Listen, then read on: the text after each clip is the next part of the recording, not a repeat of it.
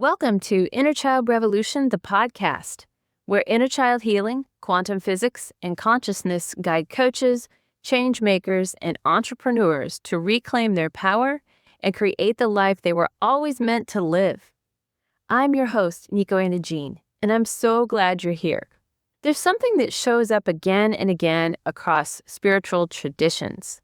Awakening doesn't always begin with peace. Sometimes it begins with division. There's a passage in the Gospel of Matthew that Neville Goddard often referenced. It says, "Think not that I come to send peace on earth. I came not to send peace, but a sword. For I come to set a man at variance against his father, and the daughter against her mother. And a man's foes shall be they of his own household." See, Neville did not interpret that literally. He wasn't teaching that spirituality meant fighting your family. He interpreted scripture psychologically and symbolically. To him, the sword represented division within consciousness. In the moment when a new level of awareness separates you from old assumptions. The father and mother were not just biological parents. They symbolized inherited beliefs, inherited identities, and patterns. And the household represented your inner structure of assumptions. When consciousness awakens, it doesn't always feel peaceful at first. It can feel like an internal conflict, and it can feel like separation from the very patterns that shaped you. We see something similar in the Bhagavad Gita. Arjuna stands on a battlefield and realizes he is about to fight members of his own family. He collapses. He doesn't want to fight. He would rather lay down his weapons than confront them. And Krishna instructs him about dharma and about alignment with truth. Symbolically, the battlefield represents the field of consciousness. The family represents inherited identities, loyalties, roles, and conditioning. Arjuna's crisis is the moment of awakening. It's the realization that alignment with truth may require separation from what once defined you. He's not being told to hate his family. He's being told that spiritual maturity requires him to stop collapsing into inherited loyalty when it conflicts with alignment. And that's profound. And it's deeply relevant for anyone healing from toxic or narcissistic family systems. In a narcissistic or emotionally mature family system, loyalty is often demanded at the expense of truth. Roles are assigned, the scapegoat absorbs blame, the golden child upholds the illusion, the caretaker stabilizes everyone else, the truth teller disrupts the narrative. The system maintains stability by keeping those roles intact. So when someone individuates, or when someone sets boundaries, or when someone goes no contact or modified contact, when someone breaks trauma bonding, the system reacts. And very often, the one who differentiates is cast as the villain, selfish, ungrateful, unstable, or the problem. You see, you can leave the system externally and still be emotionally bound to it internally.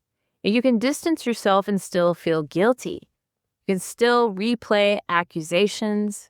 You can still feel responsible for holding something together that was never yours to carry. If the inner child inside you still believes, "I'm bad, I destroyed this, I betrayed them, I'm selfish," then the system is still alive inside you.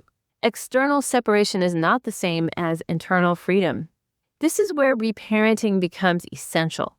Because in toxic and narcissistic family systems, the child was often conditioned to carry the emotional weight of the entire structure, to absorb blame, and to stabilize the adults, to stay loyal at the expense of authenticity. When you break the role, the child part panics, and it feels unsafe. It feels like exile. So reparenting is the process of returning to that part and saying, you're not bad for telling the truth, and you're not wrong for protecting yourself. You're not responsible for fixing this, and I am here with you now. When your inner adult stabilizes your inner child, something shifts. You're no longer reacting, and you're differentiating from grounded self-trust. You see, spiritual maturity requires internal safety, and it requires identity coherence and self-trust. When the inner child is dysregulated, the adult self cannot fully anchor into higher consciousness. But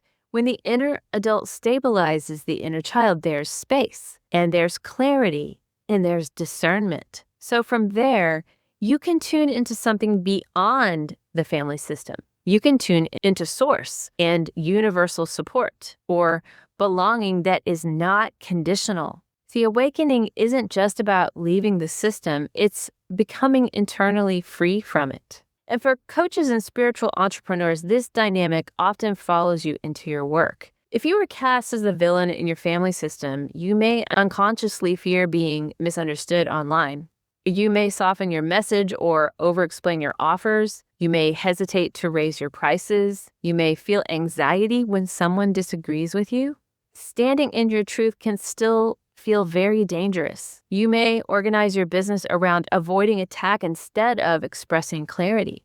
And that limits your impact, it limits your income, and it limits your leadership. So breaking toxic cycles is not just about family, it's about identity. And it's about who you become when you're no longer organizing your life around survival roles. If this conversation resonates with you, especially if you're a coach or a spiritual entrepreneur, I go much deeper into this in my free masterclass, The 4-Step Method to Break Toxic Cycles and Become the Coach You're Meant to Be. Breaking toxic cycles isn't just about distance. It's about reparenting the parts of you that shaped inside those systems. It's about stabilizing your inner adult as well and building a business from grounded authority instead of old survival patterns. In my signature program, Inner Child Revolution, I work specifically with coaches and spiritual entrepreneurs who are ready for that identity level work. And you'll find the link in the show notes. So follow what feels aligned for you.